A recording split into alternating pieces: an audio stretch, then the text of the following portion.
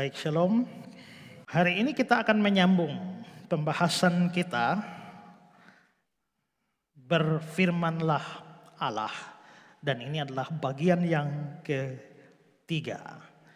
Dan sekali lagi dalam teks yang sama, Kejadian pasal 1 ayat 3 sampai dengan ayat yang ke-29, di mana masing-masing dari ayat itu, beberapa ayat itu berisi kata-kata berfirmanlah Allah.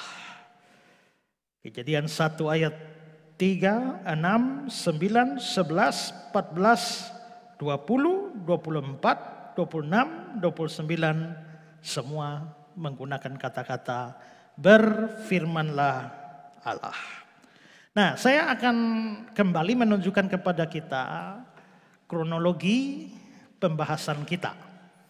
Di dalam bagian ini, poin pertama kita sudah membahas Tuhan menciptakan semuanya dalam 6 hari. Tuhan menciptakan semua dalam 6 hari. Pada bagian pertama ini, saya membahas 2 hal. Pertama, apakah ini adalah hari secara harfiah? Dan yang kedua adalah bahwa penciptaan dalam 6 hari ini itu meniadakan teori evolusi. Lalu kita sudah masuk pada poin besar yang kedua, yakni penciptaan dari hari ke hari. Dan kita sudah bahas hari pertama sudah, hari kedua sudah, dan sekarang kita masuk pada pembahasan hari yang ketiga, penciptaan pada hari yang ketiga. Nah, apa yang dilakukan oleh Allah pada hari yang ketiga? Mari perhatikan Kejadian 1 ayat 9 sampai 13. Berfirmanlah Allah, hendaklah segala air yang di bawah langit berkumpul pada satu tempat, sehingga kelihatan yang kering, dan jadilah demikian. Lalu Allah menamai yang kering itu darat, dan kumpulan air itu dinamainya laut. Allah melihat bahwa semuanya itu baik. Berfirmanlah Allah, hendaklah tanah menumbuhkan tunas-tunas muda, tumbuh-tumbuhan yang berbiji, segala jenis pohon buah-buahan yang menghasilkan buah yang berbiji, supaya ada tumbuh-tumbuhan di bumi. Dan jadilah demikian. Tanah menumbuhkan tunas-tunas muda, segala jenis tumbuh-tumbuhan yang berbiji, segala jenis pohon-pohonan yang menghasilkan buah yang berbiji. Allah melihat bahwa semuanya itu baik.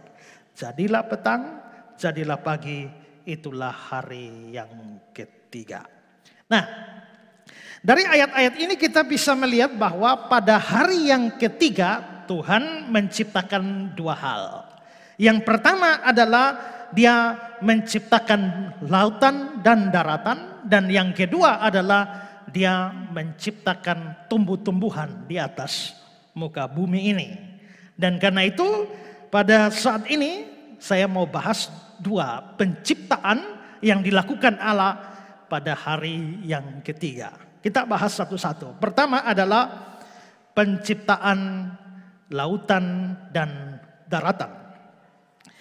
Nah, dalam penciptaan laut dan darat ini kita sebenarnya melihat kesinambungan dari karya Allah. Mula-mula kita sudah lihat sebelumnya di ayat 2 dikatakan bahwa seluruh bumi ditutupi oleh air. Coba perhatikan Kejadian 1 ayat 2 lagi. Bumi belum berbentuk dan kosong, gelap gulita menutupi samudra raya, roh Allah melayang-layang di atas permukaan air. Jadi pada mulanya semuanya hanya air. Semuanya adalah samudra raya.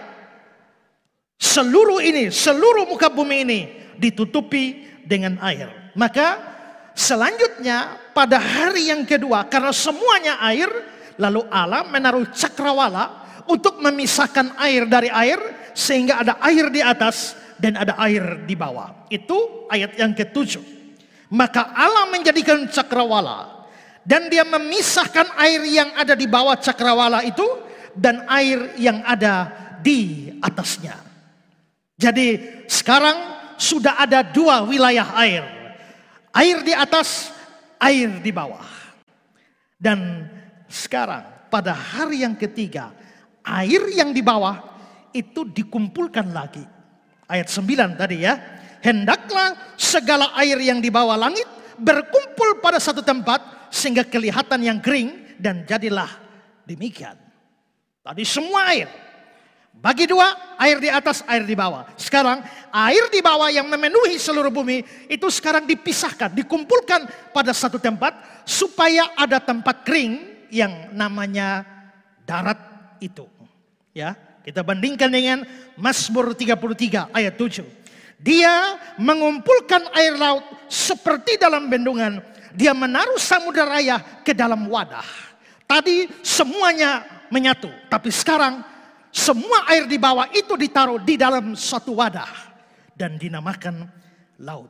Akibatnya muncullah dua tempat, yaitu darat dan laut seperti ayat 10. Lalu Allah menamai yang kering itu darat, dan kumpulan air itu dinamainya laut.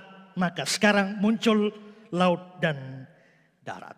Jadi ada kesinambungan karya Allah ini. Saya kutip kata-kata Henry Morris.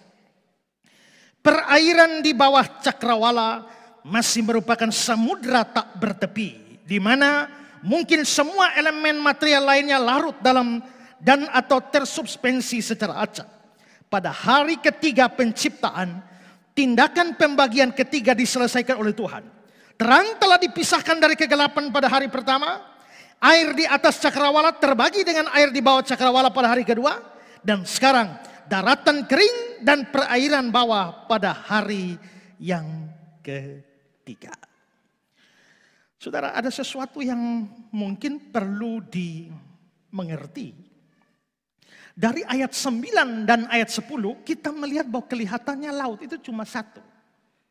Coba perhatikan ayat 9-10. Hendaklah segala air yang di bawah langit itu berkumpul pada satu tempat. Jadi bukan banyak tempat. Ayat 10-nya, lalu Allah menamai yang kering itu darat, dan kumpulan air itu dinamainya laut. Nah, kalau begitu, laut itu sebenarnya satu wadah saja di seluruh bumi ini. Tapi dalam kenyataannya di bumi ini laut ada banyak.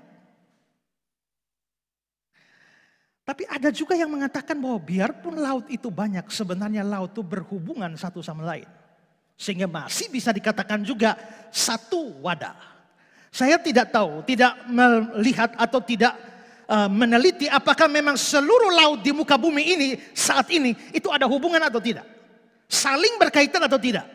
Saya tidak tahu. Tapi seandainya ada laut yang betul-betul terpisah dari laut yang lain, apakah ayat ini menjadi salah? Tidak juga. Kenapa? Karena kita bisa menyimpulkan pada mulanya laut diciptakan, laut cuma satu. Lalu kenapa bisa jadi laut yang banyak? Ingat, dunia pernah dilanda oleh air bah. Pada waktu dunia dilanda oleh air bah, maka semua tatanan itu menjadi rusak, menjadi kacau. Sehingga bisa memunculkan tatanan-tatanan yang baru.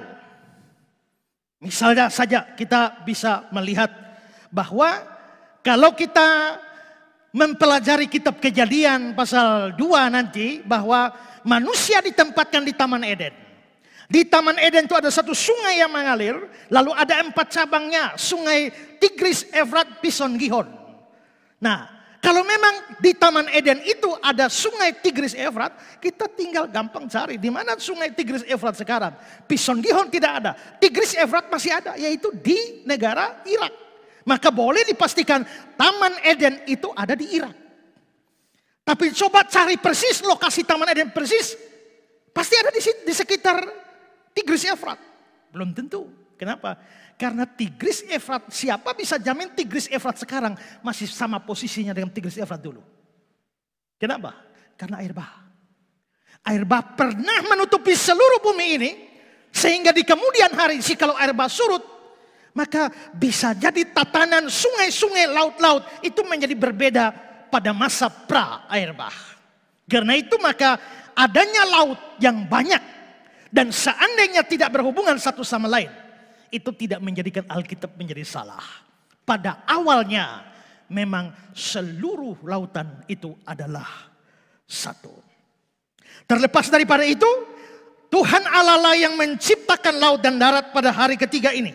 Karena itu di bagian lain dari kitab suci itu diberikan penegasan tentang ini. Misalnya Mazmur 95 ayat 5. Kepunyaannya laut, dialah yang menjadikannya, darat tangannya yang membentuk. Jadi laut, darat itu dari Tuhan.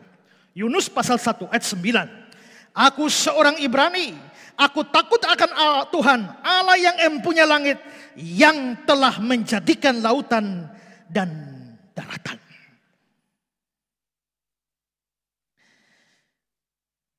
Lalu apa gunanya Tuhan menciptakan laut dan darat? Mudah saja. Darat diciptakan untuk menjadi tempat tinggal manusia dan segala jenis binatang darat yang akan diciptakan pada hari-hari berikut. Lalu laut diciptakan untuk menjadi tempat hidup bagi binatang-binatang laut yang juga akan diciptakan pada hari-hari berikut. Jadi dengan kata lain, di hari ketiga Tuhan Allah siapkan panggungnya. Dan di hari-hari berikutnya Dia menciptakan penghuni dari panggung-panggung itu. Ada panggung darat di mana penghuninya adalah manusia dan hewan dan tumbuh-tumbuhan. Dan ada laut di mana penghuninya juga adalah segala binatang laut. Sekalipun demikian, kita juga tahu bahwa laut itu juga mempunyai banyak kegunaannya bagi kita. Laut itu diciptakan bukan hanya sekedar supaya binatang-binatang, segala macam organisme laut hidup di dalamnya. Tapi Tuhan menciptakan laut itu juga, itu ada hubungannya dengan hidup kita sebagai manusia. Ingat, kita tidak bicara soal isinya laut. Kita belum bicara soal organisme-organisme laut. Karena binatang-binatang atau segala macam isi lautan itu baru Tuhan cipta pada hari-hari selanjutnya. Tapi yang sekarang ini baru lautnya sendiri, belum ada isinya. Tapi saudara-saudara, laut, sebuah lautan tanpa segala macam isinya pun kita bisa melihat bahwa itu pun telah membawa manfaat besar bagi hidup manusia ini. Bagaimana ini dijelaskan? Begini saudara, semua kita pasti pernah belajar atau dengar apa yang disebut sebagai gas karbon dioksida. Pernah dengar tidak? Kalau tidak pernah itu sungguh terlalu. Ya. Gas karbon dioksida ini sebenarnya gas limbah. Karena hampir semua atau boleh dikatakan semua makhluk hidup itu mengeluarkan gas karbon dioksida. Manusia, tumbuh-tumbuhan, hewan, semua mengeluarkan gas ini. Pada waktu kita mengeluarkan napas kita, ini di dalam kandungan napas ini ada banyak karbon dioksida yang kita keluarkan atau yang dalam rumus kimianya itu ada CO2 kita mengeluarkan. Jadi lagi duduk begini ini ada CO2 keluar terus ini. Karbon dioksida. Tapi saudara, karbon dioksida itu bukan hanya dihasilkan oleh bernapasnya atau mengeluarkan napasnya kita. Tapi produksi karbon dioksida di bumi ini juga ditentukan dengan banyaknya hal yang menyebabkan misalnya kebakaran hutan. Atau asap kendaraan bermotor. Atau kita bakar sampah. Atau asap-asap pabrik yang naik ke langit. Semua itu memproduksi gas limbah yang namanya adalah karbon dioksida atau CO2 ini. Sebenarnya CO2 ini ada guna. Gunanya ya itu nanti untuk proses fotosintesisnya tanaman atau tumbuhan. Tapi masalahnya adalah bahwa produksi CO2, karbon dioksida, karena asap kendaraan bermotor, kebakaran hutan yang hebat, orang bakar sampah di mana-mana, pabrik di mana-mana mengeluarkan seluruh limbah itu, ditambah lagi dengan dari manusia, dari binatang, dari tumbuhan, maka kita ini sebenarnya kebanyakan karbon dioksida. Kita ini kelimpahan karbon dioksida atau CO2 ini.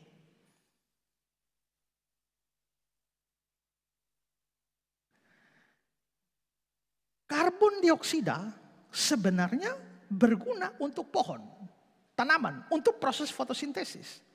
Masalahnya pohon banyak yang habis. Kenapa? Karena kita tebang pohon sembarangan. Hutan-hutan ditebang, hutan-hutan terbakar. Maka bayangkan produksi CO2 begitu banyak tapi penggunanya semakin sedikit.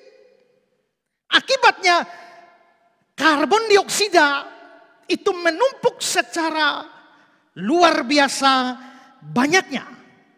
Nah, kalau kita ini kelebihan CO2 karbon dioksida, terus apa bahayanya? Apa masalah dengan itu? Gini, kalau karbon dioksida terlalu banyak naik ke udara, maka dia akan menjadi penghalang pantulan sinar matahari.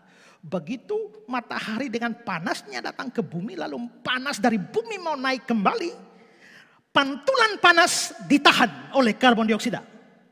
Begitu pantulan panas ditahan oleh karbon dioksida, maka panas yang mestinya naik itu turun lagi. Akibatnya adalah suhu bumi itu meningkat. Itulah sebabnya kenapa kita tambah hari tambah panas. Karena karbon dioksida yang melimpah. Jadi sekali lagi, karbon dioksida ada guna untuk tanaman. Tapi begitu tanaman-tanaman sudah berkurang sedemikian rupa, sementara penggunanya berkurang, tapi produksinya banyak dengan seluruh polusi yang ada, akibatnya ada karbon dioksida yang memantulkan, menghalangi naiknya panas bumi. Memantulkan kembali ke bumi. Bumi makin lama makin bertambah panas. Apa akibatnya kalau bumi tambah hari tambah panas? Bukan hanya kita hari tambah panas dan kipas terus. Bukan. Tapi coba saudara lihat bumi kita itu kan, di kutubnya itu kan ada es begitu banyak. Ya. Es yang begitu banyak itu dia tetap es. Tapi kita tahu bahwa jikalau es kena air, es mencair. Jikalau suhu bumi ini begitu panas, maka suhu bumi yang panas ini akan mencairkan es-es di kutub. Ini yang disebut sebagai global warming. Dan kalau es itu sudah kena panas bumi, maka es itu mencair. Kalau es itu mencair, kita jangan bayangkan ini es ini di kutub itu begitu banyak. Kalau semua es mencair, masuk ke mana? Masuk ke laut. Dan kalau semua es mencair masuk ke laut, volume air laut itu akan naik. Kalau volume air laut akan naik, kalau es masuk ke laut, dia biasanya bergerak ke pertengahan. Maka dia akan masuk ke wilayah Khatulistiwa.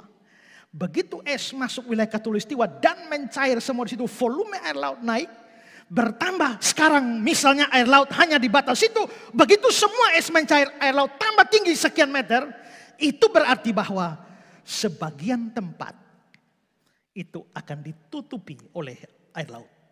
Itulah sebabnya ada pulau-pulau yang hilang, ditutupi. Beberapa tahun yang lalu, ada seorang dari Rusia yang mau bikin penelitian, tahu-tahu dia membuat penelitian, dia menemukan munculnya sebuah pulau baru sebesar Pulau Jawa di sekitar Rusia sana. Ada pulau baru dan pulau baru itu belum pernah ada di peta. Belum pernah ada orang tahu ada pulau baru. Setelah mengadakan penelitian, ternyata pulau baru sebesar Pulau Jawa itu sebenarnya adalah es. Terbentuk dari es. Jadi ada satu es balok yang besar muncul sebesar Pulau Jawa. Kalau muncul sebuah daratan berupa es di tengah-tengah, itu berarti bahwa di bagian lain air laut harus naik. Dan itu bisa menutupi seluruh bumi. Nah, bagaimana supaya jangan sampai terjadi global warming? Suhu bumi harus turun. Bagaimana supaya suhu bumi turun? Dua hal. Batasi produksi CO2. Maka kendaraan jangan lagi kendaraan bermotor. Kalau bisa pakai tenaga listrik. Itu ya. Lampu-lampu listrik pakai hemat energi. Limbah-limbah dari pabrik jangan. Tapi mungkinkah? Sementara produksi CO2 harus ditahan, pengguna CO2 itu harus dinaikkan. Yaitu apa? Penggunanya adalah tumbuh-tumbuhan, pohon-pohon. Maka perlu tanam pohon yang banyak. Amin. Ini kalau ada orang kehutanan di sini mesti dengar baik-baik ini. Nah, tapi masalahnya adalah sementara kita tanam pohon di sini, orang tebang di sana. Susah. Belum lagi kebakaran hutan sehingga akhirnya CO2 yang terus naik ini tidak bisa dimanfaatkan dengan baik oleh semua tanaman. Ini tetap membahayakan kita. Karbon dioksida paling tinggi di dalam sejarah dunia ini 2019 kemarin. Harusnya sudah mencairkan kutub utara selatan. Dengan es-esnya mencair, volume air laut harus naik dan menenggelamkan sekian banyak daratan. Tapi kenapa tidak terjadi? Syukurnya adalah ada laut. Kenapa bisa begitu? Karena laut mempunyai fungsi menyerap karbon dioksida. Dari 7 miliar ton karbon dioksida 2019, laut menyerap 2 miliar ton. Semua kelebihan karbon dioksida, gas limbah itu diserap laut. Jadi diperkirakan kira-kira laut menyerap karbon dioksida itu 30% dari yang ada. Bayangkan kalau laut tidak ada. Bayangkan kalau laut tidak menyerap seluruh karbon dioksida. Maka dengan produksi karbon dioksida yang begini banyak di muka bumi ini, ditambah dengan berkurangnya secara drastis semua tanaman di dalam dunia ini, sudah pasti kita masuk pada global warming yang membuat pada akhirnya banyak daratan itu tertutupi oleh air laut. Tapi kita bersyukur bahwa Tuhan cipta laut. Wah. Jadi kadang-kadang kita cuma melihat Tuhan cipta ini, Tuhan cipta itu, Tuhan cipta itu. Tapi kalau kita belajar seluruh disiplin ilmu yang berkaitan dengan itu, kita menjadi sadar, jikalau Tuhan tidak cipta ini bahaya kita. Jikalau Tuhan tidak buat ini bahaya kita. Kita hanya lihat laut dan kita pikir laut itu indah, tempat cari ikan, tempat rekreasi dan sebagainya. Tapi penciptaan laut oleh Tuhan itu sangat menolong hidup kita. Karena kalau tidak ada laut, seluruh daratan yang ada sekarang ini, kalau laut tidak berfungsi dengan baik semestinya, maka seluruh daratan yang kita punya sekarang akan kembali menjadi laut seluruhnya, tertutupi seluruhnya. Jadi dengan kata lain, laut yang diciptakan oleh Tuhan itu sangat mempengaruhi suhu bumi sehingga membuat bumi tidak menjadi terlalu panas. Tapi saudara, memasuki musim dingin, kita bisa menjadi sangat dingin. Pada waktu bumi menjadi sangat dingin, laut berfungsi lagi. Yaitu semua panas yang telah diserap oleh laut, itu kembalikan lagi. Sehingga akhirnya bumi tidak menjadi lebih panas, lebih dingin dari yang seharusnya. Berarti temperatur bumi, suhu bumi ini sangat ditentukan oleh laut. Laut memegang peranan penting di dalam keseimbangan suhu bumi. Saya kutip kata-kata dari Yun Sun Park. Dia bilang, sebenarnya laut-laut yang besar seperti Samudra Pasifik mengontrol suhu bumi. Pada musim panas, laut-laut itu mengisap panas matahari dan mengontrol suhu bumi sehingga manusia dapat hidup. Pada musim dingin, laut mengeluarkan panas yang telah diserap itu sehingga suhu bumi menjadi tidak terlalu dingin. Oleh karena itu, kita tidak boleh berpikir bahwa laut terbentuk secara kebetulan. Laut diciptakan oleh Allah sesuai dengan rencananya. Tuhan cipta laut yang sangat berdampak bagi kehidupan di bumi ini. Karena itu, pernahkah saudara bersyukur untuk laut? Tuhan, terima kasih Engkau cipta laut. Kalau Engkau tidak cipta laut, kita akan lebih panas dari sekarang. Sekarang saja sudah panas. Selain itu, laut juga bisa menjadi sumber energi yang sangat besar bagi bumi. Beberapa yang sudah terjadi kita lihat orang bisa bikin listrik tenaga matahari, listrik tenaga uap, listrik tenaga air. Tapi walaupun belum populer, tapi orang sudah berpikir untuk sekarang membuat listrik tenaga ombak. Ya, coba saudara lihat dua berita ini ya. Potensi ombak sebagai sumber energi listrik di Indonesia. Terus pembangkit listrik tenaga ombak pertama didirikan. Saya baca beritanya dari Liputan 6. Dikatakan begini. Air laut memiliki banyak manfaat. Salah satunya menghasilkan energi listrik dari pusat pembangkit listrik tenaga ombak. Melalui pembangkit listrik ini, energi besar yang dimiliki ombak dapat diubah menjadi tenaga listrik. Listrik dari tenaga ombak ini diharapkan dapat menjadi solusi bagi krisis energi yang terjadi akhir-akhir ini. Langkah ini telah dirintis di New South Wales, Australia, baru-baru ini. Pembangkit listrik ini mempunyai luas 1/4 lapangan sepak bola dan tingginya setara gedung bertingkat 5. Pembangkit listrik tenaga ombak pertama ini nantinya akan diletakkan 200 meter dari garis pantai. Ombak yang datang akan memasuki sebuah lorong dan menciptakan tiupan udara dengan kecepatan mencapai 400 km per jam. Aliran udara itu selanjutnya dimanfaatkan untuk memutar turbin pembangkit listrik yang dihasilkan. Diperkirakan sanggup menerangi 2.000 rumah. Keuntungan lain pembangkit listrik tak menghasilkan gas emisi hingga ramah lingkungan. Selain itu, alat pembangkit itu dapat dioperasikan di mana saja melalui sambungan internet. Luar biasa kan? Manusia boleh menemukan ini, tetapi sumbernya semua dari Tuhan, yaitu laut.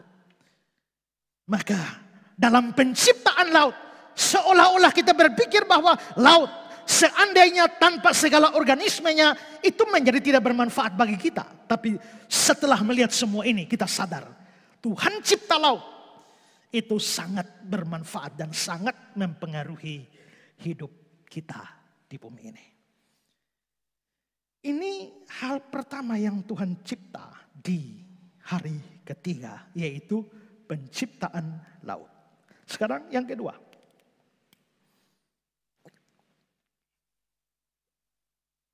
Penciptaan tumbuh-tumbuhan. Ayat 11. Berfirmanlah Allah, hendaklah tanah menumbuhkan tunas-tunas muda.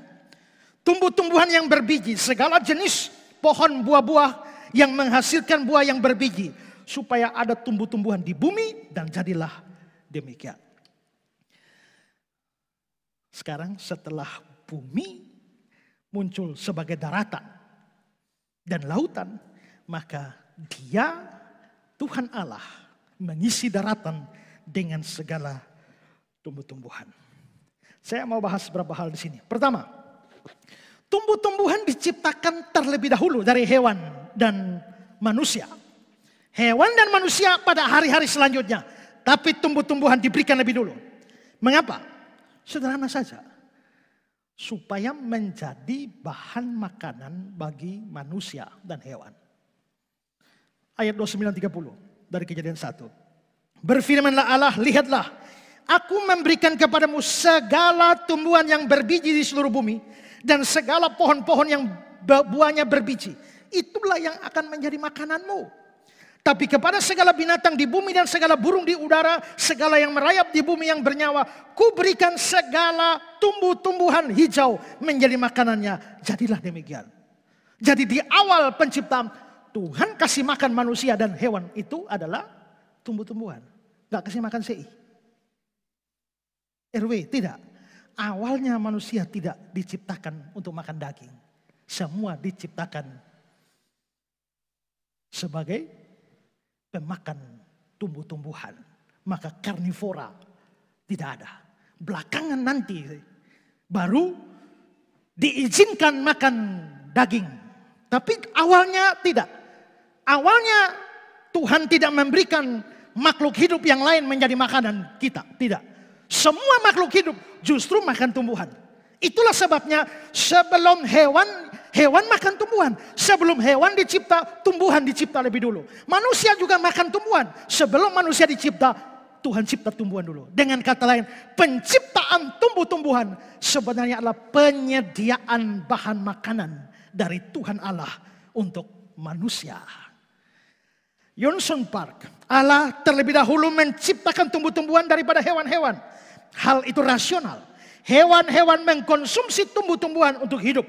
Karena itu tumbuh-tumbuhan harus terlebih dahulu disiapkan. Henry, sebelum hewan dan manusia diciptakan, di sini tunas-tunas muda dan tumbuh-tumbuhan sudah dipersiapkan bagi mereka. Warren Wiersbe, Tuhan sedang mempersiapkan bumi untuk tempat tinggal bagi manusia dan hewan. Dan tumbuhan akan membantu menyediakan makanan. Sungguh luar biasa. Sebelum kita dicipta saja Tuhan sudah peduli makanan kita. Apalagi kalau sudah ada. Sebelum kita ada, makanan sudah disediakan. Apalagi setelah kita ada. Karena itu jangan pernah khawatir akan makananmu. Apa yang kau makan, minum, pakai. Amin. Biarpun dalam masa corona, biarpun dalam masa pandemi, jangan khawatir apa yang kau makan, minum, pakai. Ingat, sekarang kau sudah ada. Sebelum kau ada saja, dia sudah siap makan lebih dulu. Masakan setelah kau ada, dia biarkan kau mati kelaparan. Tak mungkin. Karena itu, di sini kita bisa lihat Tuhan sangat baik dan sangat peduli akan kebutuhan jasmani kita. Dia menciptakan tumbuh-tumbuhan lebih dulu dari hewan dan manusia. Kedua, manfaat lain dari tumbuh-tumbuhan bagi kehidupan manusia. Menjadi makanan, bahan makanan itu oke. Tapi sebenarnya hadirnya atau adanya diciptanya tumbuh-tumbuhan ini juga sangat menentukan hidup manusia. Tadi sudah sempat saya singgung sedikit tentang proses fotosintesis pada tumbuhan. Begini, kita manusia itu hidup. Kita bernapas. Kita butuh oksigen untuk bernapas. Itu O2 kita pakai untuk bernapas. Makanya kita bisa beli tabung O2 itu isi oksigen supaya kita pakai bernapas. Nah, tapi dari mana sumber oksigen kita? Dari mana sumber O2 bagi kita? Sumbernya beli, ditabung. Berapa harga O2? Satu tabung. Yang 1 meter itu kira-kira berapa? Dan saudara pakai berapa lama? Bayangkan seluruh manusia di seluruh dunia termasuk binatang kita butuh O2 untuk hidup. Berarti produksi O2 mesti banyak. Nah, tapi saudara, saya tadi sudah menyinggung tentang karbon dioksida. Tadi saya sudah singgung bahwa karbon dioksida ini itu sebenarnya dimanfaatkan oleh tumbuhan. Bagaimana caranya? Itu dalam proses fotosintesis. Jadi begitu sudah ada produksi karbon dioksida, CO2, itu diserap oleh tanaman. Tanaman menyerap karbon dioksida, sementara akar tanaman menyerap air, H2O. Nah, jadi ini satu tanaman ya. Daunnya menyerap karbon dioksida, akarnya menyerap air, H2O. Setelah itu, dibutuhkan sinar matahari dan klorofil. Klorofil itu pigmennya tanaman, zat hijau daun. Jadi setelah ada air dan karbon dioksida, pengaruh sinar matahari dan klorofil itu lalu menghasilkan karbohidrat yang nanti bisa untuk glukosa, gula. Makanya buah pohon itu jadi manis itu dari mana? Itu dari situ. Dan setelah itu dia juga memproduksi O2 atau oksigen. O2 itu lalu dilepas ke udara. Kira-kira gambarnya seperti gini. Ya.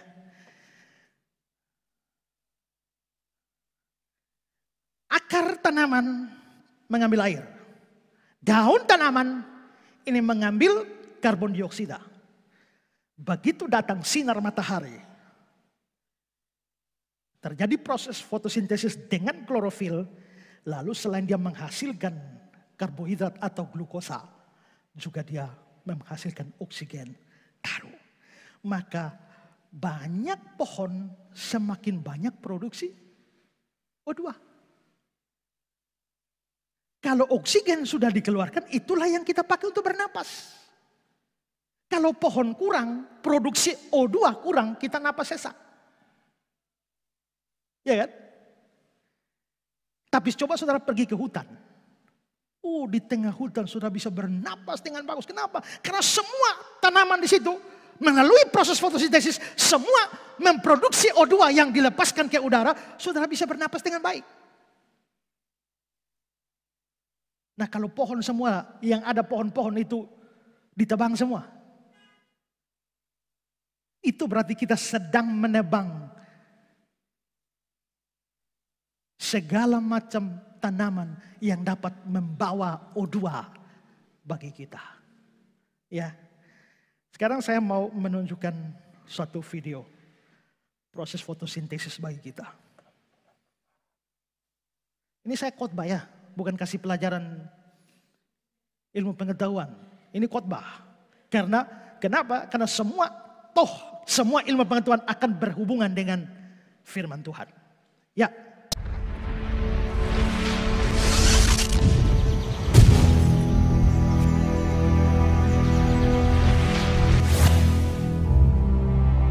Di dalam bumi kita, terdapat salah satu proses alami yang sangat penting bagi kehidupan makhluk. Proses ini adalah fotosintesis pada tumbuhan. Fotosintesis bermula dari bagian bawah tumbuhan, yaitu akar. Akar akan menyerap air yang berada di tanah melalui pembuluh kayu atau xilem, dan membawanya naik melewati batang dan kemudian menuju ke daun. Daun merupakan bagian yang penting bagi tumbuhan. Hasil fotosintesis yang berupa glukosa dan oksigen semua diproses di dalam daun. Bagian daun terdiri dari helai daun atau lamina yang berbentuk datar, dan tangkai daun atau petiolus yang menempel pada batang dan menopang helai daun. Tidak semua tumbuhan memiliki tangkai daun, contohnya adalah rumput. Helai daun biasanya berbentuk datar dan memiliki permukaan yang lebar. Ini berguna untuk menangkap cahaya matahari. Di dalam bagian daun terdapat beberapa lapisan, yaitu lapisan epidermis atas, jaringan mesofil, dan lapisan epidermis bawah. Lapisan epidermis atas memiliki fungsi melindungi bagian dalam dari daun. Jaringan mesofil dibagi menjadi dua bagian, yaitu jaringan tiang atau palisade dan jaringan bunga karang atau spons. Pada bagian jaringan tiang atau palisade terdapat banyak sel yang berbentuk silinder dan tersusun rapat. Di dalamnya terdapat banyak kloroplas, sedangkan pada jaringan bunga karang atau spons memiliki susunan sel yang lebih longgar. Di bagian ini juga terdapat berkas pembuluh angkut yang terdapat pada tulang daun, di mana fungsinya adalah sebagai alat transport dan juga penguat daun. Di dalam berkas pembuluh angkut terdapat silem atau pembuluh kayu, berguna untuk membawa serapan air menuju daun, dan floem berguna untuk menyalurkan hasil fotosintesis dari daun ke bagian yang lain. Bagian paling bawah adalah bagian epidermis bawah. Di sini terdapat banyak lubang yang disebut dengan stomata. Masing-masing stomata dikelilingi oleh dua sel penjaga untuk mengatur terbuka dan tertutupnya stomata. Karbon dioksida di lingkungan sekitar akan diserap melalui stomata, kemudian masuk ke dalam jaringan bunga karang atau spons. Selanjutnya, molekul air serta karbon dioksida dibawa ke jaringan palisade dan masuk ke dalam sel berbentuk silinder. Kloroplas kemudian menyerap kedua molekul ini. Kloroplas memiliki membran ganda yang mengelilingi stroma. Terdapat pula tumpukan membran tilakoid yang membentuk grana. Klorofil terdapat pada membran tilakoid. Klorofil hanya menyerap cahaya warna ungu, merah, dan biru karena warna ini memang lebih baik dari warna lain. Warna hijau pada klorofil adalah cahaya hijau yang tidak diserap oleh daun dan akhirnya sampai pada mata kita. Itulah kenapa daun berwarna hijau. Di dalam proses fotosintesis akan terjadi reaksi terang dan reaksi gelap. Reaksi terang berlangsung pada bagian grana dengan sumber energi cahaya matahari. Hasil dari reaksi ini adalah O2, ATP, dan NADPH2. Sedangkan reaksi gelap berlangsung pada bagian stroma dengan sumber energi hasil reaksi terang yaitu ATP dan NADPH2. Hasil dari reaksi gelap adalah zat makanan yang berupa glukosa. Oksigen dan glukosa selanjutnya akan menyebar keluar dari kloroplas. Untuk glukosa akan diangkut melalui floem menuju ke seluruh bagian tumbuhan untuk makan dan pertumbuhan. Sedangkan untuk oksigen akan tersebar keluar melalui stomata. Oksigen ini adalah bagian yang sangat penting untuk kelangsungan hidup makhluk di bumi. Salah satunya yaitu untuk bernafas. Udara di sekitar juga akan menjadi lebih bersih dan segar. Oleh karena itu, mari kita jaga tumbuhan dengan merawatnya dan tidak menebang pohon sembarangan untuk menjaga kehidupan makhluk yang ada di bumi. Ya, itu kira-kira secara ilmiah begitu saudara bayangkan dalam daun, satu daun yang seperti itu ada lapisan-lapisan yang Tuhan sudah ciptakan sedemikian rupa dengan seluruh prosesnya yang rumit, yang sukar kita pahami. Tapi dari situ kita bisa lihat bahwa dia memproduksi O2 yang kita pakai untuk hidup. Nah, dari sini kita bisa melihat bahwa ternyata dalam penciptaan tumbuh-tumbuhan itu bukan hanya untuk masalah makanan. Tapi bahkan untuk kita bernapas itu dibutuhkan O2 dari segala macam tumbuh-tumbuhan itu. Karena itu saudara-saudara, jangan tebang pohon sembarangan. Dan secara tidak perlu. Dan banyak-banyaklah menanam pohon. Banyak-banyak juga menanam bunga. Salah satu tanaman yang itu ada beda-beda tingkat produksi O2-nya. Salah satu tanaman atau pohon yang banyak memproduksi O2 itu tanaman ini. Apa ini? Ya. Namanya sensifera. Yang kita kenal sebagai lidah mertua. Ya. Maka ini tanaman yang memproduksi oksigen. Dari 10 tanaman yang memproduksi O2 paling banyak, sensifera atau lidah mertua ini salah satu dari 10 yang terbanyak. Karena itu banyak-banyaklah memelihara lidah mertua. Ingat, hanya lidahnya. Ya. Oke, sekarang pernah bersyukur untuk pohon-pohon?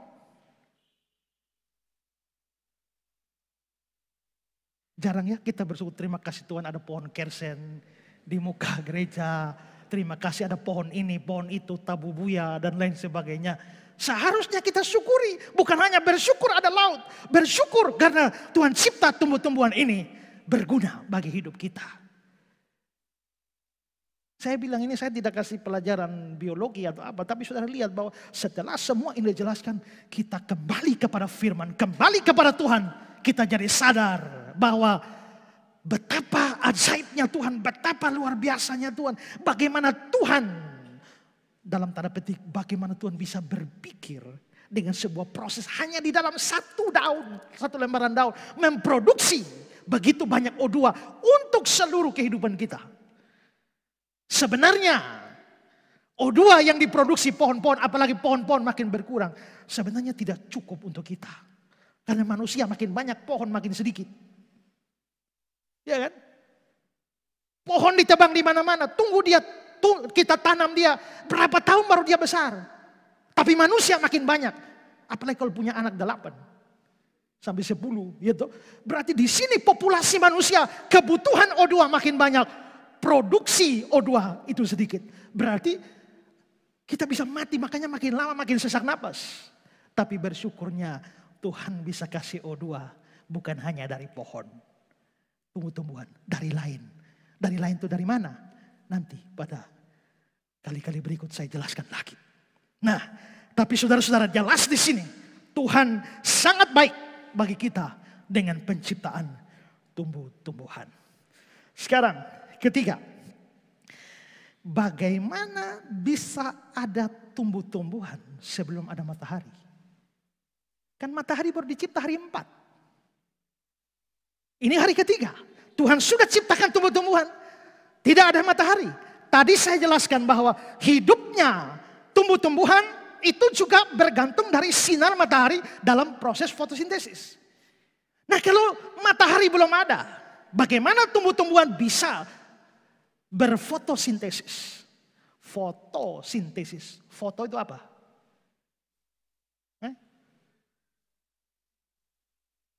Yang tiap hari saudara foto tuh? Foto itu apa? Foto itu artinya cahaya. Makanya butuh cahaya untuk foto kan? Nah, fotosintesis artinya itu harus ada unsur cahaya di sana. Cahaya matahari dipakai dalam proses fotosintesis. Tapi tanaman, tumbuh-tumbuhan sudah ada sebelum ada matahari. Bagaimana ini dijelaskan? Ini menjadi sasaran kritik dari banyak orang. Tapi saudara, ini sama dengan kasus hari pertama. Tuhan cipta terang. Tuhan cipta terang padahal matahari benda-benda penerang baru hari 4. Jikalau Tuhan bisa berikan terang tanpa benda penerang, kenapa dia tidak bisa menumbuhkan tanaman, tumbuh-tumbuhan tanpa matahari? Nanti setelah ada matahari, bulan, bintang, dia menggunakan benda-benda perang itu untuk menerangi bumi. Nanti setelah matahari ada, dia pakai untuk proses fotosintesis tanaman. Tapi kalau dia bisa berikan terang sebelum ada matahari, kenapa dia tidak bisa berikan hidup bagi segala tanaman tanpa matahari? Karena itu di sini sebenarnya kita kembali pada kemahakuasaan Tuhan. Tuhan Maha Kuasa. Coba lihat begitu saja, tak usah omong panjang-panjang terlalu hebat. Kau bisa cipta daun. 1 daun saja kau bisa cipta. 1 lembar daun saya tidak bisa cipta. Coba lihat tadi pakai Microsoft perbesar. Coba lihat tuh, di dalam daun itu ada apa saja. Segala macam ada situ kau bisa cipta. 1 daun saja tidak bisa cipta. Mau protes Tuhan Allah. Tampil yang lu baru tahu, ya kan? Seringkali kita merasa lebih pintar dari Tuhan. Padahal Tuhan Maha Kuasa dan dia bisa bikin apa saja.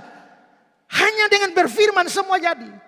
Seluruh pengetahuan kita, kemampuan manusia seluruh dunia, suruh cipta 1 daun, tidak bisa. Tapi Tuhan sekali berfirman jadi.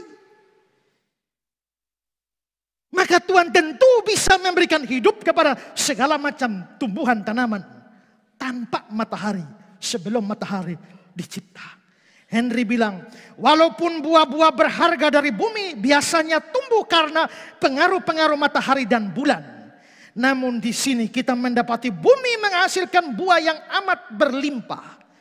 Buah yang bisa matang sebelum matahari bulan diciptakan. Lalu saya kutip kata-kata Pak Budi Asali. Perhatikan bahwa tumbuh-tumbuhan sudah ada sebelum matahari ada. Kita tahu bahwa tumbuh-tumbuhan membutuhkan matahari untuk bisa hidup. Tapi sebetulnya matahari bukanlah sumber hidup tumbuh-tumbuhan. Allah lah yang adalah sumber hidup dari tumbuh-tumbuhan. Ini ia buktikan dengan menciptakan tumbuh-tumbuhan sebelum matahari. Demikian juga dengan terang. Kita selalu menganggap matahari sebagai sumber terang. Tapi sebetulnya Allah lah yang merupakan pemberi terang. Dan ini dia buktikan dengan menciptakan terang lebih dahulu daripada matahari. Jadi apa-apa yang kita anggap sebagai sumber, Tuhan balik. Kita sekarang menganggap matahari sumber terang. Tapi dengan membalik urutannya, ada terang baru ada matahari. Tuhan mau kasih tahu kita bahwa sumber terang bukan matahari, tapi Tuhan sendiri. Kita tahu bahwa hidupnya tanaman itu bersumber dari matahari. Tapi Tuhan balik itu dengan menunjukkan bahwa tumbuhan sudah ada sebelum ada matahari. Untuk menunjukkan bahwa matahari bukan sumber kehidupan bagi segala tanaman yang ada. Tuhanlah sumbernya. Itu komentar Pendeta Budi Asali. Dan setelah komentar ini, Pendeta Budi Asali lalu memberikan beberapa penerapan. Dia mengatakan bahwa di sini kita bisa lihat kalau Allah sudah memberi kepada kita sesuatu, atau Allah memberikan kepada kita sesuatu melalui seseorang, kita seringkali menganggap orang itu atau sesuatu itu sebagai sumber. Tapi sebenarnya tidak. Dia bukan sumber. Tuhanlah sumber. Lalu Pendeta Budi Asali memberikan contoh. Misalnya, saudara bisa terima uang dari orang tua. Anak-anak dapat uang dari orang tua. Istri dapat uang dari suami. Pembantu dapat uang dari majikan. Nah, setelah karena anak dapat uang dari orang tua, istri dapat uang dari suami, pembantu dapat uang dari majikan. Lalu seringkali kita berpikir bahwa suamilah sumber uang. Majikanlah sumber uang. Orang tua adalah sumber uang. Tapi sebenarnya kita harus berpikir bahwa bukan mereka sumbernya. Mereka hanya alat-alat yang Tuhan pakai. Tapi sumber berkat sebenarnya adalah Tuhan sendiri. Apakah saudara selalu menganggap orang tua sebagai pemberi uang? Kalau hubungan saudara dengan orang-orang itu terputus karena kematian atau gegeran, bagaimana sikap saudara? Takut, khawatir? Ingat, Tuhanlah yang sebetulnya merupakan pemberi uang tersebut. Orang-orang itu hanya alat belaka. Tuhan bisa memberi tanpa menggunakan mereka. Kalau Tuhan bisa beri terang tanpa matahari atau menumbuhkan tumbuh-tumbuhan tanpa matahari, tidak bisakah dia memberi uang kepada saudara tanpa melalui orang tua, suami atau majikan? Ini kata-kata Pendeta Budi Asali. Terlalu panjang jadi saya tidak mengutipnya langsung. Tapi dari situ kita bisa lihat sumber keuangan kita itu Tuhan. Manusia yang memberi kita uang itu hanya perantara. Maka perantara bisa tidak ada. Tapi Tuhan sumbernya.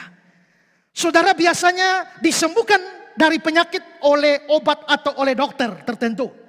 Jangan lalu beranggapan obat atau dokter itu sumber pemberi kesembuhan. Mereka hanyalah alat yang dipakai Tuhan memberi kesembuhan. Tuhanlah sumber, Tuhanlah pemberi kesembuhan. Saudara boleh pakai dokter, boleh pakai obat. Tapi jangan pernah berpikir itu sumber kesembuhan. Yang ketiga yang dikatakan Pendeta Budi Asali. Saudara bisa menerima berkat rohani firman Tuhan melalui pendeta tertentu. Tapi jangan anggap pendeta itu sebagai sumber atau pemberi berkat. Ingat, pendeta hanya alat Tuhan. Pemberi berkat rohani itu Tuhan sendiri. Saudara memang harus memilih pengkhotbah yang baik.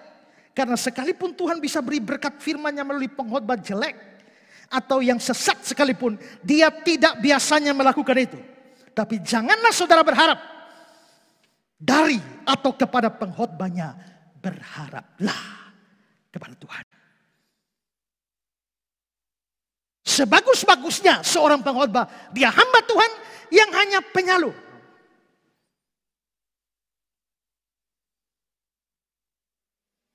Tapi yang ditekankan Pak Budi tadi juga menarik. Tuhan bisa beri berkat rohani lewat pengkhotbah yang jelek atau bahkan sesat. Tapi dia tidak biasa melakukan itu. Karena itulah bagian kita harus mencari pengkhotbah yang sungguh-sungguh bertanggung jawab. Karena sekarang banyak pengkhotbah gila muncul di mana-mana.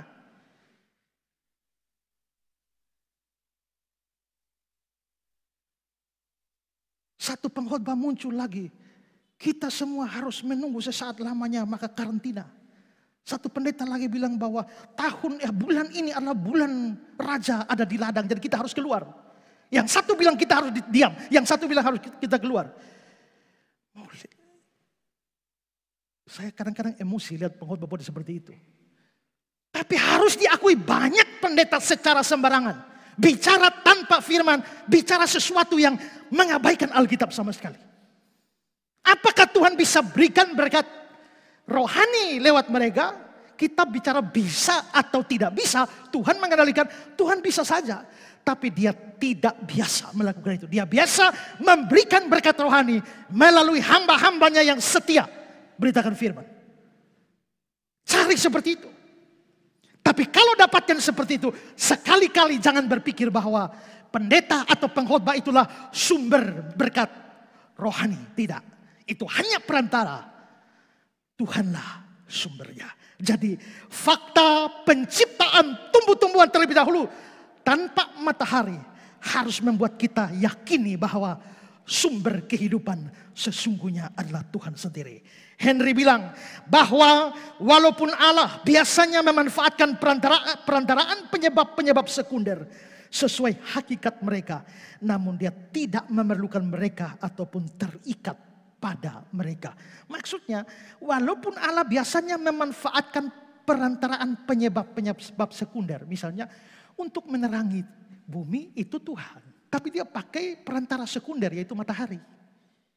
Untuk menumbuhkan tumbuh-tumbuhan itu dari Tuhan, tapi dia pakai perantara sekunder yaitu matahari. Tapi dia tidak terikat pada penyebab sekunder itu. Makanya tanpa matahari bisa ada terang, tanpa matahari tumbuh-tumbuhan bisa hidup. Kalau nanti Tuhan memilih memakai sumber-sumber sekunder itu cara kerja Tuhan. Tapi janganlah kita menganggap bahwa semua perantara sekunder itu adalah sumber.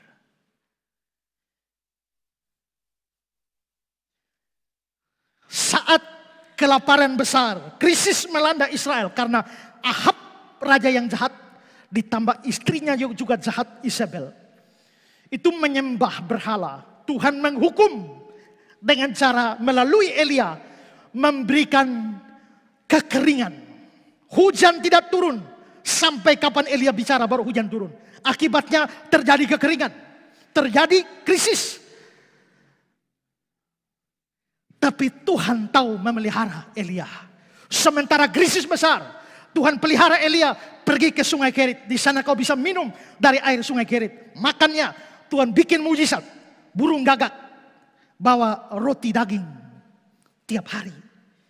Kalau saudara baca, nanti ada seorang hamba Isabel namanya Obaja. Ketika Isabel membunuh banyak nabi, Obaja menyembunyikan berapa banyak nabi taruh di gua. Lalu secara sembunyi-sembunyi Obaja bawa makan kasih mereka. Makan diambil dari mana? Dari istana. Makan apa? Air dan roti. Jadi saudara bayangkan. Makanan saking kelaparannya makanan di dalam kerajaan. Di dalam istana hanya roti dan air. Tapi Tuhan pelihara Elia ada bonusnya. Roti, air, tambah daging. Dari burung gagak. Luar biasa itu. Saya pikir-pikir burung gagak dapat daging ini dari mana? Curi dari istana? Tidak mungkin. Istana saja hanya roti. Kemungkinan gagak ini mengambil dari luar Israel. Yang tidak. Kelaparan. Tapi ajaib. Kalau gagak bisa bawa daging dan selamat sampai tujuan. Itu ajaib. Nuh pernah melepaskan gagak untuk cek air bah. Dia tidak pulang-pulang lagi. Karena ketemu banyak bangkai.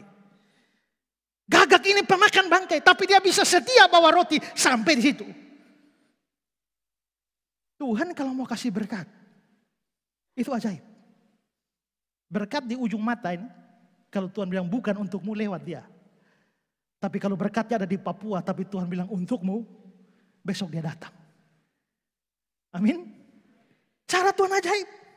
Tapi saudara, lalu Alkitab berkata tiba-tiba beberapa saat kemudian keringlah sungai Kerit. Kenapa sungai Kerit bisa kering? Kan yang bikin kering atau tidak kan Tuhan. Kenapa Tuhan izinkan sungai Kerit kering? Burung gagak berhenti kirim makanan. Kenapa Tuhan hentikan? Supaya Elia tidak bergantung pada sungai Kerit dan burung gagak. Warren Wiersbe, artinya sederhana bahwa Tuhan mempunyai tempat yang lain untuk Elia. Dan itu adalah sebuah peringatan bagi Elia untuk mempercayakan diri kepada Tuhan dan bukan kepada sungai. Apa yang sekian lama menjadi sumber sekunder untuk hidup Elia, yaitu sungai Kerit, Tuhan tutup. Jangan heran kalau apa yang sekian lama bisa menjadi sumber penghasilanmu, Tuhan tutup. Tapi kalau Tuhan tutup, dia pasti buka jalur lain. Karena setelah sungai Kerit kering, Tuhan bilang, pergilah ke Sarfat. Aku menyediakan seorang janda untuk beri makan bagimu. Kalau sungai Kerit kering, Tuhan masih punya cara lain. Yaitu janda yang siap kasih makan. Apakah sungai Keritmu lagi kering? Jangan khawatir, ada janda yang Tuhan siap. Karena itulah, percayalah bahwa Tuhan tahu memelihara hidup kita. Dia sumbernya, segala yang lain. Sungai Kerit, burung gagak, itu bukan sumber, itu hanya perantara. Jangan bergantung pada perantara, tapi pada Tuhan. Saya kutip satu kata. Dengarlah, sungai Tuhan selalu dikeringkan. Dia tidak ingin kita tinggal di tempat yang sama selalu. Ini adalah masalah besar kita. Kita berada dekat sungai yang membuat kita nyaman. Di sekeliling kita oleh kelimpahan. Dan ingin beristirahat di sana sepanjang sisa hidup kita. Lalu saat Tuhan izinkan untuk sungai itu mengering. Kita seringkali berduka dan menyalahkan Tuhan karena mencobai kita. Izinkan saya bertanya pada kalian. Apakah Elia sedang murtad saat sungai itu mengering? Tidak. Dia sedang bertumbuh secara rohani. Sarfat berkali-kali lebih indah dari Kerit. Tapi tolong catat satu hal, bahwa Tuhan menutup Kerit sebelum dia membukakan Sarfat. Iman harus diuji. Selalu ada waktu di mana segala sesuatu tampak betul-betul tanpa pengharapan. Itu terjadi pada Elia dan juga akan terjadi pada kita. Kita ada pada masa pandemi. Mungkin banyak yang sungai Keritnya mulai makin lama makin kering. Perhatikan. Tuhan bukan buka pintu Sarfat lebih dulu baru kasih kering Kerit. Kerit dikeringkan. Habis itu baru Sarfat dibuka. Kalau sungai Keritmu, sumber hidupmu, makan minummu kering di masa pandemi, jangan khawatir. Karena ada pintu Sarfat yang Tuhan bisa buka. Karena apa? Dia sumber. Sungai Keritmu, pekerjaanmu, kerjamu yang menghasilkan uang, itu hanya cara, itu hanya perantara. Tuhan kirimkan berkat, tapi bukan sumber berkat.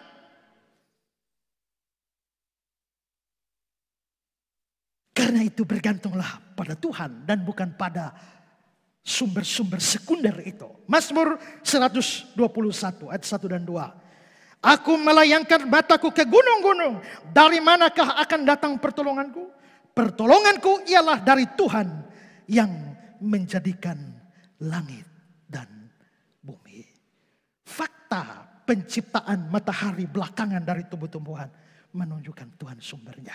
Belajar hidup bergantung pada sumber primer, yaitu Tuhan, dan bukan perantara-perantara yang ada. Belajar bersyukur untuk semua yang Tuhan berikan. Laut, tumbuh-tumbuhan sekitar kita. Mari memelihara alam yang sangat mempengaruhi kelestarian hidup kita. Ini hari ketiga. Hari keempat.